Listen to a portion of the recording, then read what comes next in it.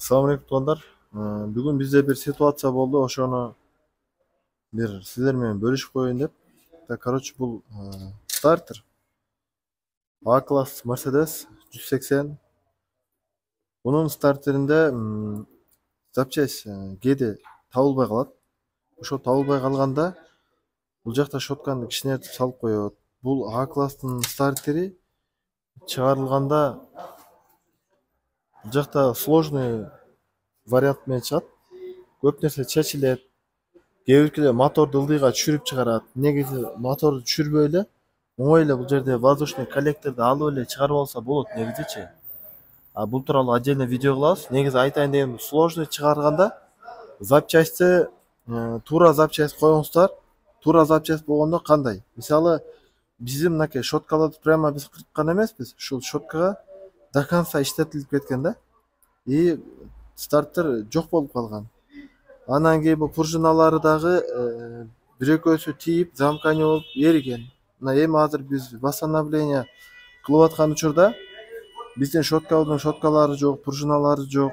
Анан өзүн тапсак кымбат болгондуктан бул щеткаларды сатып алдык. Бул щеткалар дагы өтө кымбат, немецкий.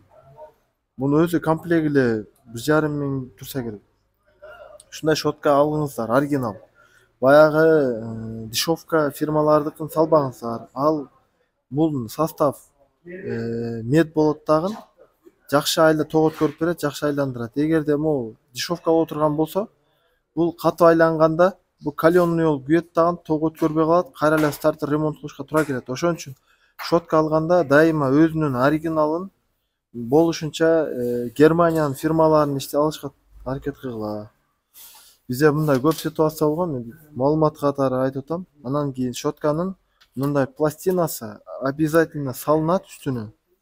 Буну дагы тапса болот. Баягы Бишкекте стартер, генератор ремонт кылган жерлерде барып сурасаңар, ошол жерлерде сатат. Бул корпуска плюс тийип кетпеш үчүн, стартер чачылып кетпеш үчүн атайын защитник. Булардын түрү болот, бири-бирине түшпөйт. Мына бул жерде мынакей блокировочный атайын өзүнүн зубчиктери бар. Ошол зубчиктери дал келбесе, бул бош болуп кала турган болсо, щетка чачылып кетет. Ошон үчүн эгер сиздин пластина сынган болсо, сөзсүз которгула. Бул жөнүнө кызматы өтө чоң. Дагы эмнени айтып кетейин. Анан эгер бул пластик кызып, азыр биздики бүтүн да. Эгер силерге бул жака дешевый щетка койсоңор, нагрузка бул темирге түшөт дагы. Бул кызып чок болот, бул пластмассаны эритет. Ошо менен кайра эле стартер аласыздар. Бул стартер менин билишим боюнча 10 миңден нары турат. Ошондуктан бир аз акчаны аябастан жакшы оригинал запчасть койгула. Бул щеткалар оригинал. Кайрадан мына бул жерлерге эки щетканы бул жерге пайка кыласыңар, эки щетканы плюсовойго. Ошо пайка кылганда болсо мелкий нерселер менен мындай щетка, силовой нерселер эки башка пайка болот. Мисалы, мелкий нерселерге өтө кыздырып үрбеш керек. Мондай силовой пайкаларга болсо, бул эскисин албасаңыз дагы боло берет. Же чыкканга чейин тазалаш керек. Себеби пайка жакшы жабыш үчүнчү ал жерди кырып тазалаш керек. Анан обезжиривать этиш керек. Анан кислота тийгизесиз ошол жерге. Кислота муну чыгарып алат идиштен. Эмне үчүн десеңиз, сиге ал дагы пластик да. Бул деген азыр чоң температурада кызыганда күйүп калышы мүмкүн. Пластмасса бизге керек. Ошон үчүн пайка кылып алып туруп, эски положениясын көрүп аласыңар. Кандайынан чыкты эле. Паяльник, мондай российский 100 Вт паяльниктер жакшы пайка кылат. Буну тазалаганда болсо мындай щетка, муну ушундай менен эле тазалайсыздар. Мына кислота, паяльник кислота. Так. Биздики мынакей. Булар дагы өтө катуу ысып кетет. Кол менен кармасаңыз, долго кармап тура албайсыз. Кычкач менен ошол именно пайка боло турган жерди маласыз кислотага. Анан кийин мына биздин оловону эмеси жок олово аласыз. Баягы унипаг эме деп коет? Канифолу жок олово аласыз. Kim o özün derde olası. Mına kılıp эки бетин дагы. Şotkalaryň bardygyn şutup därde bolasy. Себеби ошо сразу пайка алганга удобно болот. Сөзсүз дәрде боласыз. Ушу щетканы.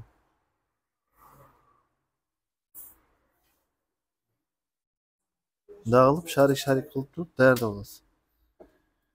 Өтө көп адам маани бербейт. Оңой эле пайка кылып салып кое берет канифол менен. Канифол болбойт.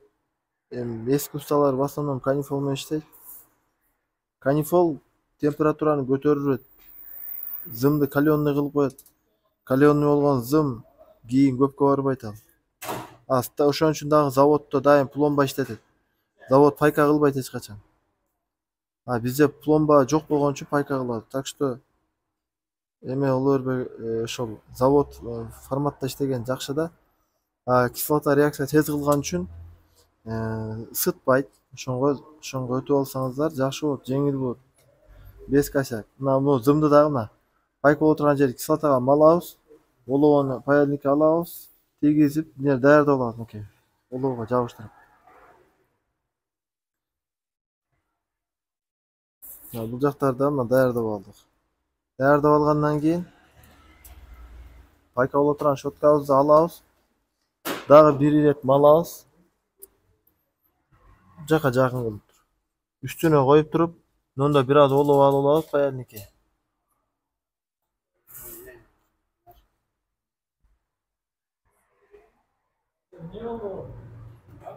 Бир аз кармап турабыз. Экинчи щетканы дагы бир аз олов алып алабыз.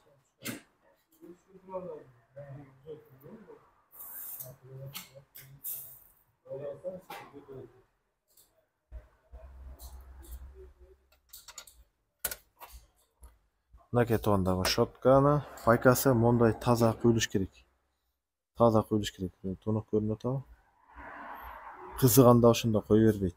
Ошонго маани бериш керек жакшылап туугандар. Бул өтө важный. Эгер бул стартер салдыңыз мисалы, бир күн кечке чечтиңиз бир стартерди, анан кийин салдыңыз, болбой калды, кайра бир күн кечкеден аны чечиш керек, кайра жасаш керек. Ошон үчүн стартерди көп эметпейт, тоңотпой эле стартерде генератордай кыйын эмес дей берет. Стартер генератордон дагы жоопкерчиликтүү, себеби генератор отуруп калса башка аккумулятор менен от алат. Стартер автоматтар көчөдө бузулса, кандай жерде болсо дагы эвакуатор менен жүктөп келет, айла жок, сүдүрө албайт, башка кыла албайт. Так что буга өтө жоопкерчилик менен караш керек. Стартергачы жасаган адам дагы, жасаткан адам дагы. Анын баары эле мындай азыр эмне көп, дешевый фирмалар көп. ГВТС эле окшош болсо сала берет. Ошонго маани бериңиздер. Бизде бул уже биринчи жолу болуп аткан жок мындай ситуация. Көптөн бери иштейбиз. Усталар жакшы билет негизи. Андай ситуацияны. Дешевый нерсе эч качан эме качественный болбойт эч качан. Ошон үчүн дешевкага кызыкпагыла. Оригинал запчасть алыңыздар. Бул жактарда даярдап аласыңар тазалап. Негизи бул жер тазалагандачы желательно өгө, темир өгө жакшы. Анан бетки мына чел кабыктычы тазалап эле алып койсоңар, бүт эле бетинде мусор, жестердичи алып коесуңар. Анан кийин дагы деле мынакей мондай щеткалар бар. Темир щеткалар.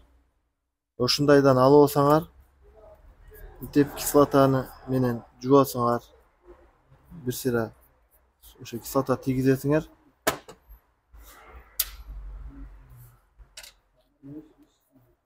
Паяльник өтө ысып кетсе, бир аз кислотага малсаңыздар, биринчиден температурасы бир аз түшөт, олоо жабыша турган болуп, анан учу агарат. Анан толук эле сала бербешек. Паяльниктин ичинде температура резко өзгөргөндө отмоткасы күйүп калат. Бул көп иштегендиктен бул жерчи каленый болуп калган. Ошон үчүн бир аз күтөсүңөр жабышканча. Деп таза олоо жабышканча күтөсүңөр. Именно аппак болуп чыга калат. Ушинтип олоо жабышкан толук даярдап аласыңар да. Олоо аппак болуп жабыш керек. Негизи iş учурунда бир аз неудобный да мында видео тартыш. Бирок ушу атайын бир жоопкерчиликтүү иш болгон үчүн бир көрсөтүп коеюн дедим. Негизи стартер боюнча видеолор бар башка. Ушунда алып пайка кылдыңарбы? Кол менен кармабайт. Мен атта перчаткамды чечип салдым, что удобный болуш үчүн. Негизи перчатка менен иштейбиз дайыма. Анан кийин кандай положениеда чыкканын точно көрүп алгыла. Кийин анан алтын балык кылып мындай чыкты эле, мындай чыкты эле деп. Былык кылбай, точно четко иштеш керек. Баягы немецкий отчет мененчи. Боло берет деген нерсе болбойт машинада. Машина опасный. Көп адамдар түшүнбөйт аныча. Балон айланса эле болду дей берет. Клиент дагы ошентип берет, бирок уста адам билиш керек ошончу. Жоопкерчилик баары бизге чөт да. Туугандар.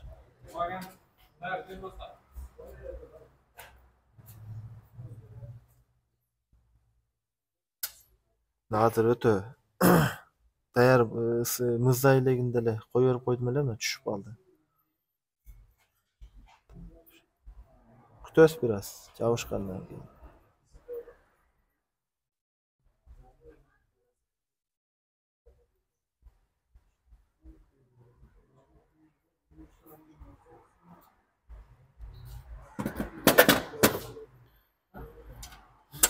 Таза жабышканда мондой болуп жабышат. Мынакей. Ушул мисалы бул ысса чыгып кетет да. Эгер бул оригинал боло турган болсо бул кызыбайт. Ошон үчүн айтып атам да, оригинал алыш керек. Китайский мо кызыйт, зымда мондойна кызып келет, эмнеде үзүлүп калат. Дизелдерге башкачараак кылабыз. Мисалы бул бензиновый двигатель, дизелдерге биз дагы ороюбуз дагы үстүнөн отмотка. Кошо пайка кылып коебуз. Яны толстый зым эмес, тонкий зымдар бар, чтобы баягы ал дагы кысып турат, больше контакт. Ошондой кылып пайка кылабыз. Бензиндер кызбайт, нагрузка болбойт. Ошондой туугандар. Булар чогултуп атканда бардыгын тазалап, майлап, баягы ар видеодо эле бир нерсени кайталай бербейин. Мисалы, могул толдо какач болчу. Прямо вот карп менен эле жакшылап жуула, себеби бензин учпайт. Кеч учат, калып кетет, кийин мону замкание кылат. Ошон үчүн карп менен эле акчаны аябайлы. Карп менен отмоткаларды эгер какач болуп калган болсо, бул охлаждение болбойт дагы, кийин отмотка күйүп кетет. Ошон үчүн могу жездерин ачып, таптаза тазалап тазалаш керек. Мына бул жагынан беричи. Анан бул айланганда буну мыздатат да. Мыздайт дагы, ысыганда иштегенде ысыйт. Ошону мыздатып туруш керек. Бүт мына якырларга чейин, мына жерде подшипник турат. Ошол жерлерге чейин жууп тазаладык, саларда майлайбыз. Бүт мындай втулка турган жерлерди тазалап, олор тазалап жапканда ошого көңүл буруңуздар. Моундай втулкаларды дагы тазалайлы, ушу тазалап, бүт тазалаш керек. Ичинде себеби могул биз азыр тазалап бүттүк да, бунун ичинен оңор эмес нерсе чыкты. Аны крышка калып кеткен экен. Мындай бул нерсе, бул эмне? Бул литол менен щотканын күкүмү аралашканда моундай эме пайда болот. Болото сыяктуучу. Ушул нерсе контактты эме кылып коет. Плохой контакт кылат. Ошон үчүн буларды тазалаш керек. Стартер мына машина 15-20 жыл болгон машина ачылып атат. Демек дагы бир канча жылдан кийин ачылат, даргуман. Ошон үчүн эшиктен эле чыга турган кылып койбосоң, эртең дагы бир 10 жыл иштей турган кылып жасаш керек. Ошон үчүн оригинал запчасть колдонгула. Ал клиенттин чөнтөгүн аяп, эртең анга зулум кылып койбогула. Баарыңарга ишенгилик. Ассаламу алейкум.